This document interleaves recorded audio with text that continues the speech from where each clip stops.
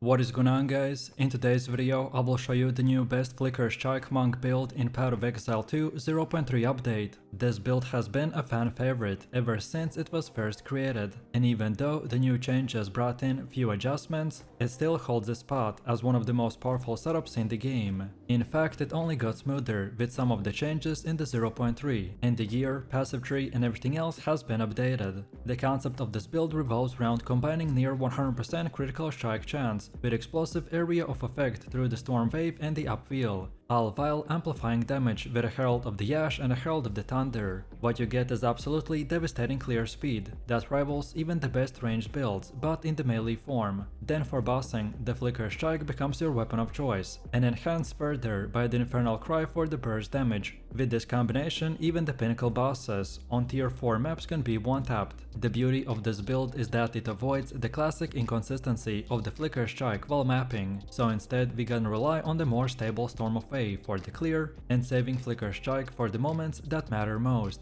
between energy shield recharge, instant flask recovery, and the chaos and damage over time immunity, and even multiple defensive mechanics layered on the top. Our sustain feels incredibly smooth, so in short you get everything you could possibly want: explosive clearing power, unmatched boss damage, consistent sustain, and a character that can survive the hardest content. And remember, if you want to track this build, look up the best items, the skill trees and path of building, then check my link in the description.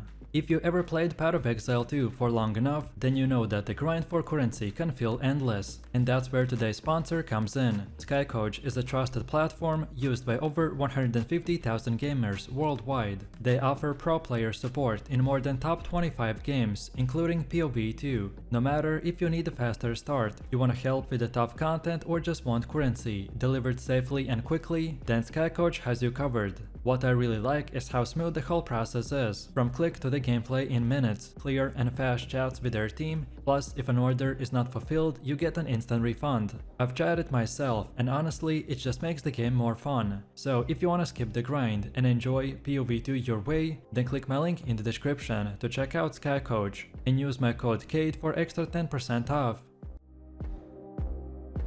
So let's start with the core of our build, which is the active skill setup. For general mapping, the Storm Wave combined with the Upwheel and the Pinpoint Critical will deliver the bulk of your AoV damage. This ensures that you're moving down the packs at a high speed while maintaining excellent clear radius. The key here is the synergy between the Storm Wave's natural training effect and the Upwheel's destructive coverage, by creating a near constant storm of the critical hits. Against bosses, the Flicker Strike will become the centerpiece. It's paired with the Infernal Cry, and when everything aligns, you're able to deal enough burst to delete even the tier 4 pinnacle bosses in just 1 or 2 hits. With the right timing, you can effectively one-tap these encounters without giving them a chance to retaliate. Generating charges is a critical aspect of this build, and it functions slightly differently depending on the content. In maps, the charge generation is automatic through the cast on critical and the profane ritual combo. You'll never have to worry about running out of charges mid-clear, and this also feeds into the sustaining your charge staff uptime for utility. Then for boss fights, the things get a little more involved.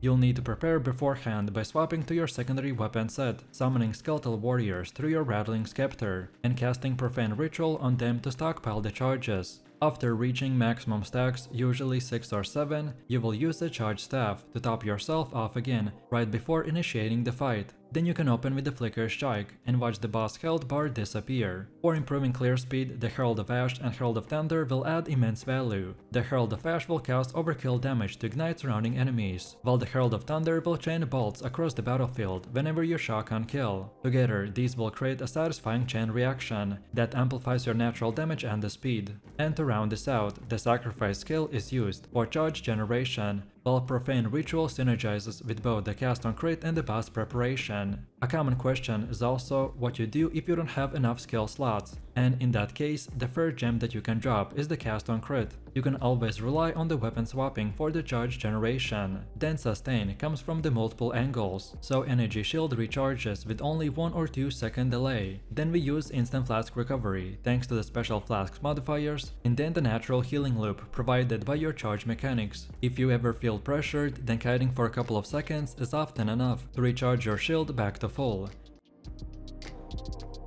Now let's talk about the passive tree, because this is what really transforms the build. Our setup is specifically made to push critical strikes as high as possible. Almost every notable related to the crit chance and the crit multiplier in our path is worth taking, and the build naturally invests heavily into them. You want to prioritize critical strike chance nodes over the damage nodes, if you're not capped yet, and consistency is more important than the big numbers in this case. Once your crit chance is secured, then multiplier nodes will become the key, by scaling your damage further. Then Jevels play a huge part here. You'll want multiple Jevels with critical strike chance, as well as 2% mana recovery on the kill. Having 2 or 3 of these will solve mana issues entirely, while adding even more DPS. Then to push your critical strike chance towards 100%, rare Jevels with the bonus crit are mandatory. Mana management otherwise will come from running Clarity, rolling mana regeneration on at least one of your rings, and investing into the mana flask with a high charge cost, as these are really easy to spec into early on if needed. For defenses, the tree provides a solid base of energy shield and evasion. You'll be taking many of the small hybrid nodes and anointing your amulet with a graceful form, as it gives you a huge bump in survivability. The freeze and stun immunity are also addressed here, by investing into the element and the stun avoidance, and combining them with the gear rolls. You'll avoid being locked down in a combat. And finally, don't neglect the charge nodes. Both Frenzy and the Power charges will boost the flat damage and extend the scaling of your abilities, so allocating both early can make your character feel significantly stronger.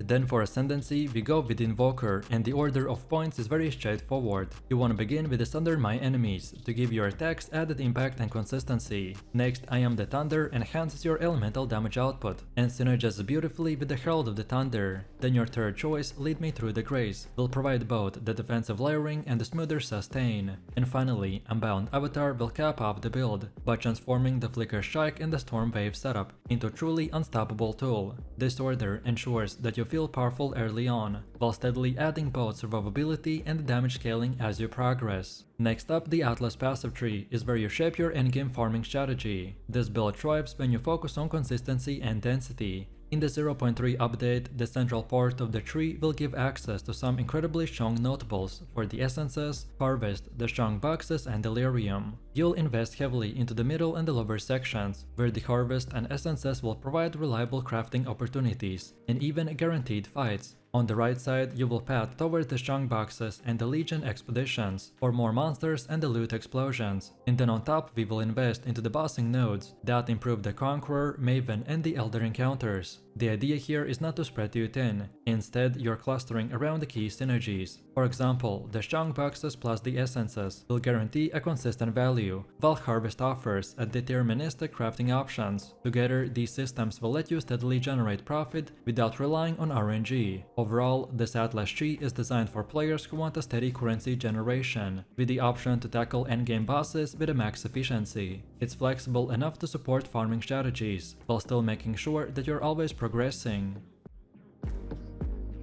Next up we have gear, which is always a huge part of any build. Your weapon is the most important piece, so look for high physical damage combined with the elemental damage with the attacks. Suffixes should focus on increased melee gem levels, critical strike chance, and the multiplier. Ideally, your weapon should have at least 11% base crit chance to ensure that the tree investment will pay off. If you can afford the top tier option, then prioritize critical strike damage runes. On the weapon swap, you will need a Rattling Scepter, or equivalent to summon skeletons for the Judge generation. This is crucial for the pinnacle bosses, so pair this with the support gems to lower the strength requirements and maximize the skeleton count. The chest armor should stack as much energy shield as possible. The more energy shield you have, the smoother your sustain loop becomes. The helmet should also prioritize the energy shield, ideally reaching somewhere around 350 to 400, while offering resistances and some critical chance. Gloves are damage focused, so attack speed, lightning or fire damage, and melee gem levels will all contribute massively. Then boots should provide at least 25% movement speed, resistances, and a solid amount of energy shield. Then amulets will roll critical chance, melee gem levels, and the energy shield. Anointing a graceful form here is mandatory. Rings are where you will solve the mana issues, so make sure to at least have 1 mana regeneration. Beyond that, stack the flat elemental damage, crit stats, and resistances. Use the catalyst to boost offensive stats. Belts are the best in slot, when they provide instant life flask recovery with the energy shield. This combo makes your sustain nearly foolproof. For Jevels, you'll need at least 2 mana recovery on kill. After that, prioritize critical chance and the multipliers and even the energy shield. And now finally, let's see how to play this build. Well, the Flicker Strike Monk offers a unique mix of reliable clearing and explosive single target damage. Unlike many other Flicker Strike builds that feel random, this version is designed for control. In maps you'll primarily use the Storm Wave combined with the Upfeel and the Pinpoint Critical. This setup delivers a wide aerial coverage, while training critical strikes, allowing Herald of the Ash and Herald of Thunder to trigger constant explosions. The strategy here is to keep your distance, channel the Storm Wave and let the enemies melt, without needing to dive recklessly into the packs. This gives you both the safety and efficiency into the clearing. The Flicker Strike shines when it matters the most.